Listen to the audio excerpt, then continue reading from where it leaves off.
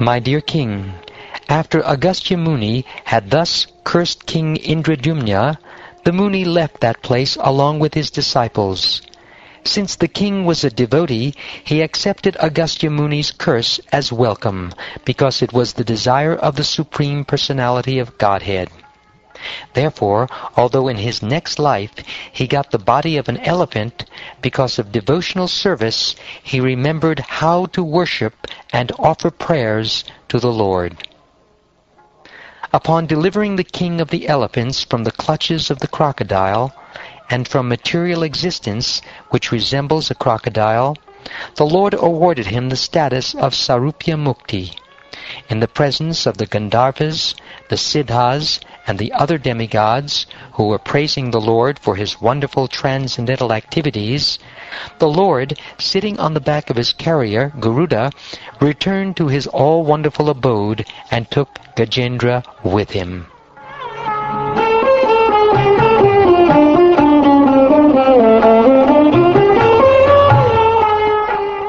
My dear King Pariksit, I have now described the wonderful power of Krishna as displayed when the Lord delivered the king of the elephants. O best of the Kuru dynasty, those who hear this narration become fit to be promoted to the higher planetary systems.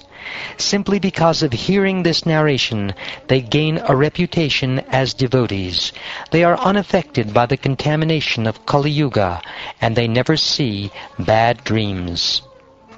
Therefore, after getting up from bed in the morning, those who desire their own welfare, especially the Brahmins, Kshatriyas, Vaishyas, and in particular the Brahmin Vaishnavas, should chant this narration as it is, without deviation, to counteract the troubles of bad dreams.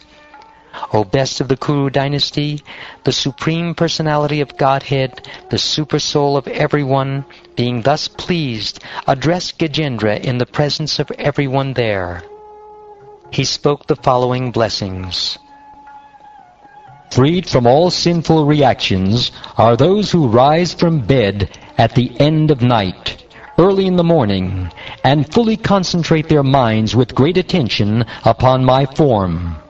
Your form, this lake, this mountain, the caves, the gardens, the cane plants, the bamboo plants, the celestial trees, the residential quarters of me, Lord Brahma, and Lord Shiva, the 3 peaks of Trikut mountain, made of gold, silver, and iron, my very pleasing abode, namely the ocean of milk, the white island, Shvetadvip, which is always brilliant with spiritual rays, my mark of Srivatsa, the Kaustubha gem, my Vaijayanti garland, my club, Komadaki, my Sudarshan disc and Panchajanya conch shell, my bearer Garuda, the king of the birds, my bed, Sheshanaga, my expansion of energy, the goddess of fortune, Lord Brahma, Narad Muni, Lord Shiva, Prahlad, my incarnations like Matsya,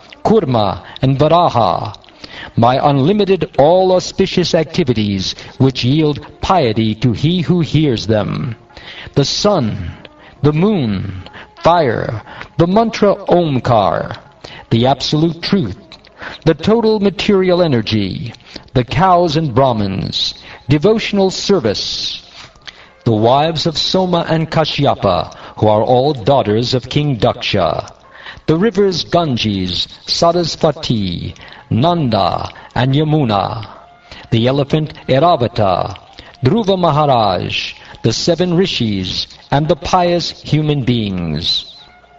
My dear devotee, unto those who rise from bed at the end of night and offer me the prayers offered by you, I give an eternal residence in the spiritual world at the end of their lives.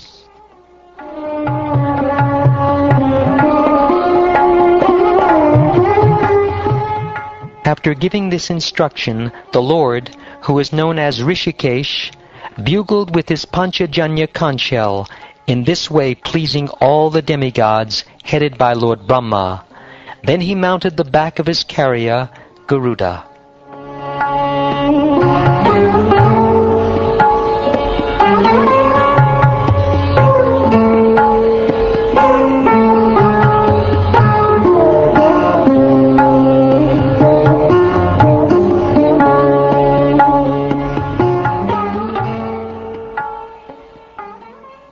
Thus ends the 4th chapter of the 8th canto of the Shrimad Bhagavatam, entitled Gajendra Returns to the Spiritual World.